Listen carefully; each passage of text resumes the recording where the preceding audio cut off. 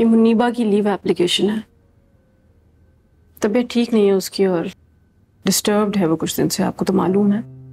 लेकिन मैं पूरी कोशिश कर रही हूँ कि वो जल्द से जल्द अपने रूटीन पे वापस आ जाए। लेकिन वो तो सब ठीक है, पहले भी 10 दिन की छुट्टी हो चुकी है और ऊपर से टर्म्स के बीच में मजीद 2 हफ्ते की छुट्टी मांग रहे हैं। अगर कोई जेन्युइन रीजन हो तो फिर हम। एक्सक्यूज मी जी, थोड़ी देर हो गई।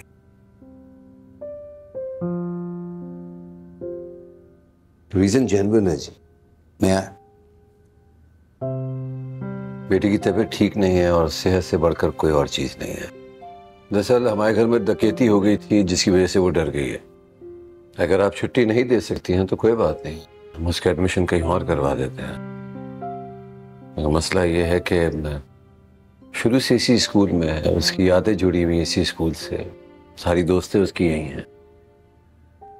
जो भी काम का हर्ज होगा उसकी आप फिक्र ना कर रहे हैं, उसकी पूरी जिम्मेदारी हम लेंगे। ठीक है, मैं लीव अप्रूव कर रही हूँ। I hope she feels better soon. Thank you so much. आप क्लास टीचर के राब्ते में रहें, इंपॉर्टेंट असाइनमेंट के बारे में वो आपको बताती रहेंगी। जी शुक्रिया।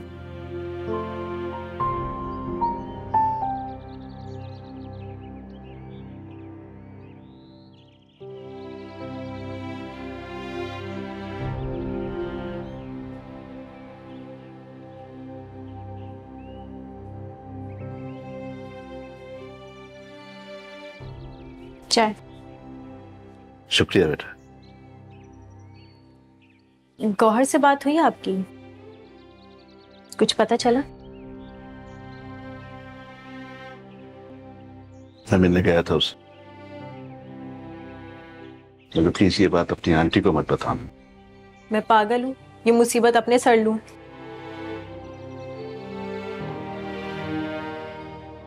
तुम्हारी बातों ने मुझे एहसास दिलाया कि मैंने उस बच्ची के साथ बहुत नाइंसाफी की। इस पर तुम्हारा शुक्रिया तो बनता है। इसमें शुक्रिया की क्या बात है अंकल?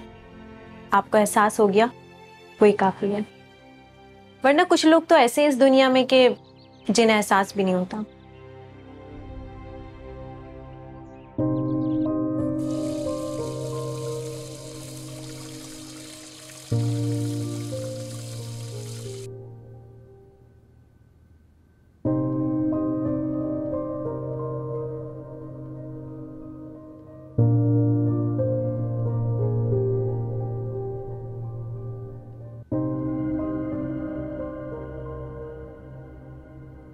गौर, तुझसे बात कर सकता हूँ?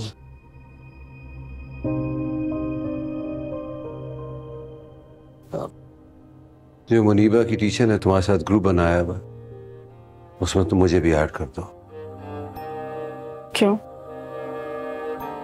तुम दानियाल के साथ मसरूफ रहती हो, मुझे भी मुनीबा के बारे में पता चलता रहेगा।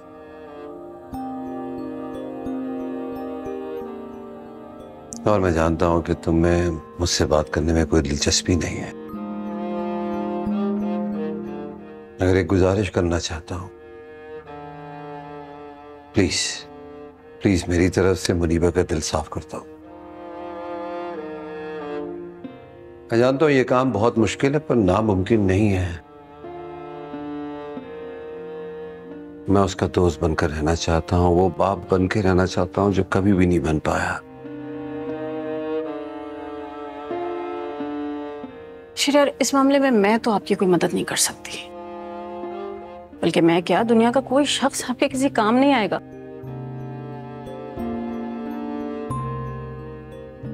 क्योंकि उससे खुद से दूर आपने किया है। मेरे या किसी के कुछ भी कहने से ना उसे फर्क नहीं पड़ेगा। कोशिश कर तो रहो।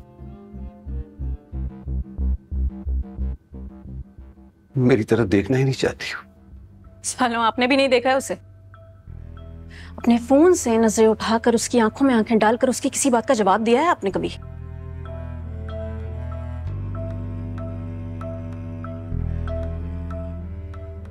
ऐसे चुपती है अपनों की बेरुखी शहरियार। मगर कोई बात नहीं, थोड़ा आप भी सह लें जब तक आपकी किस्मत में हो।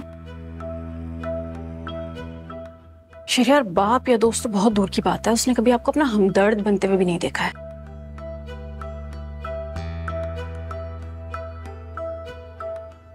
शुरुआत करनी है तो यहां से कीजिए।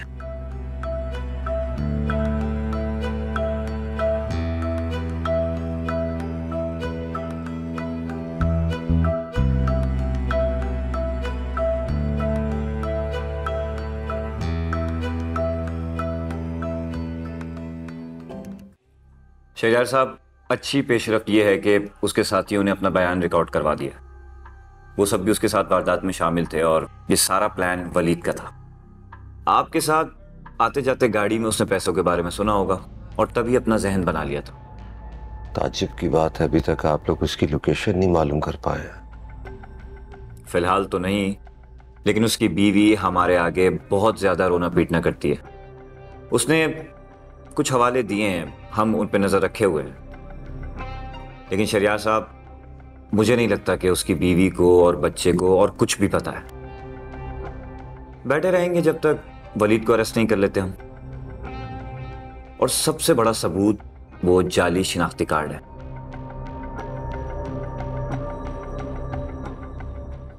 इसका मतलब वो जहां भी होगा कासिम के नाम से हो। मुमकिन है।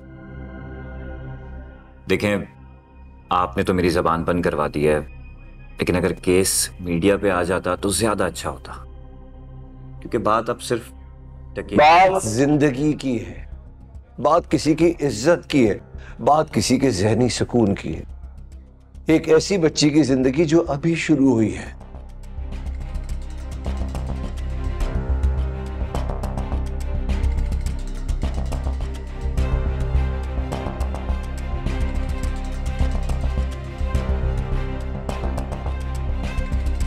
खौफ की साए दर दीवार पे जो दिल में है, ये किस तरह से डूब पाएंगे।